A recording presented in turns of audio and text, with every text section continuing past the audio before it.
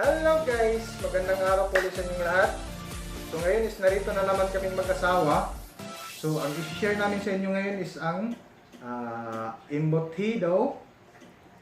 So bago natin simulan guys, huwag niyong kalimutan mag-like, share and subscribe sa channel ko na My Online Journey. So kung may mga comments kayo guys, comments down below na lang.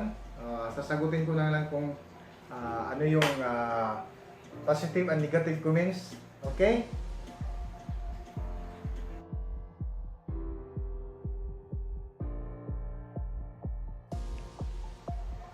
At ngayon, sisimulan na natin. At narito ang ating mga sangkap sa ating embutido.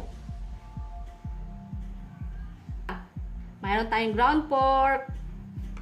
Ground pork. Salt. At saka ground black pepper. Ayan. Garlic. Garlic. Onions. Minced pareho. Tapos ito, grated na carrots. Meron din akong breadcrumbs. Breadcrumbs. Bell pepper. Bell pepper. Raisins. Cheese. Cheese. Eggs. Pickles relish. Tomato sauce. At para sa ating filling, meron akong hard-boiled egg.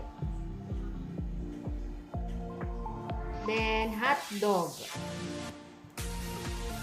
Para sa complete list ng aking ingredients, pakitingnan na lang ang description box. Okay guys, sisimulan ko ng paghalu-haluin ng ating gagawing embutido. So, ayan guys.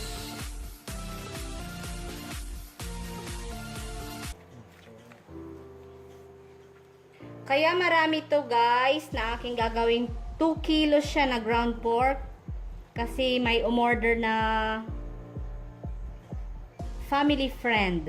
Graduation ng anak niya. Siguro magbo-blowout sila. 15 pieces ng aking embutido ang kukunin niya. Yan, 15 pieces na embutido na order. Una kong lalagay ang aking salt. Yan. Salt muna. Yan, sabi naman guys.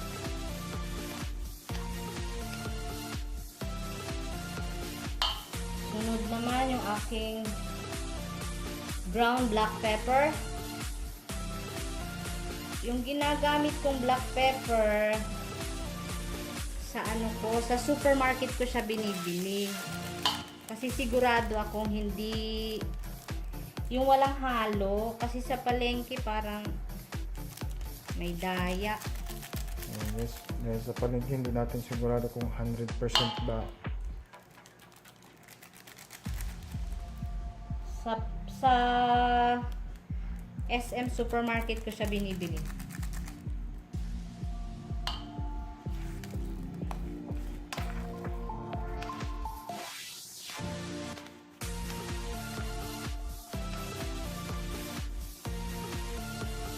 Sunod natin yung ating garlic.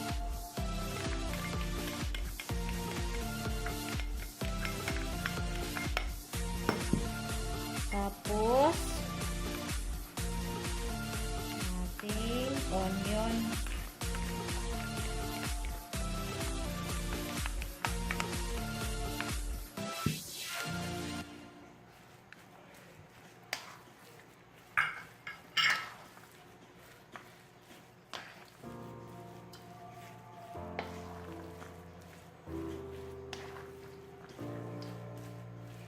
Hilig ko lang talaga magluto guys. Wala akong formal training or hindi ako nag-schooling. Hilig ko lang talaga siyang hilig lang magluto.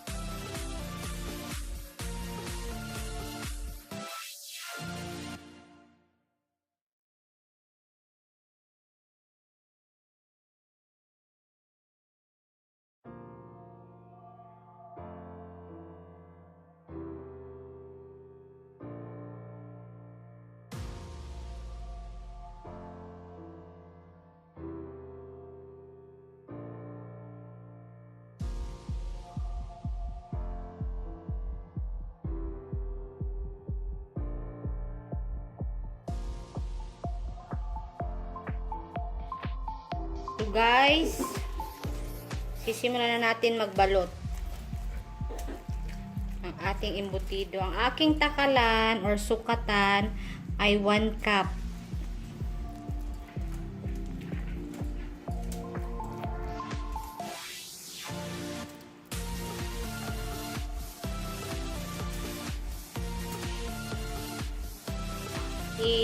Ipa-flatten lang natin siya.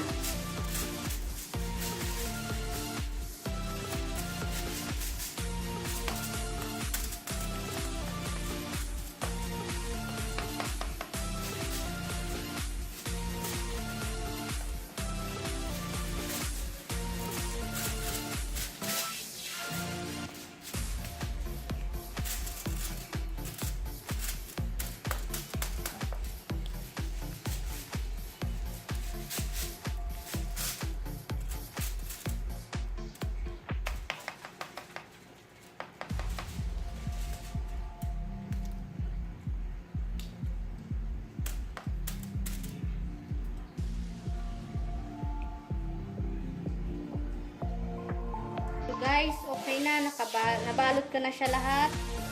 Isasalang na natin to. For 1 hour po ang pagluto.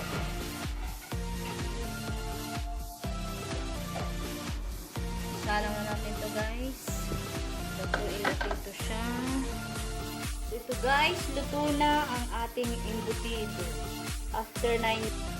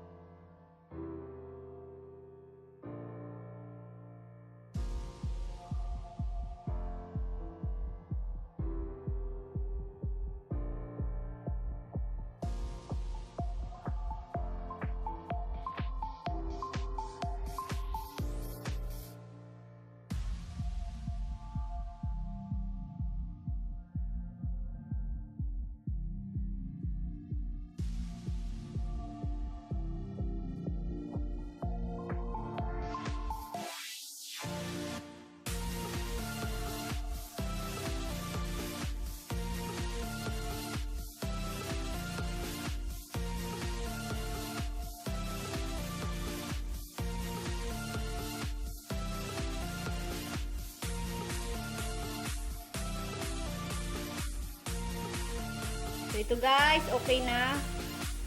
Gawa na ang aming embutido.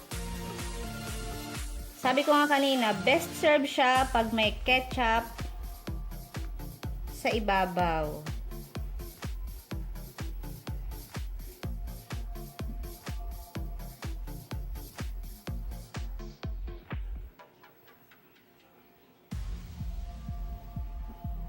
Yan. Ganda, 'di ba? Thank you. Thank you for watching.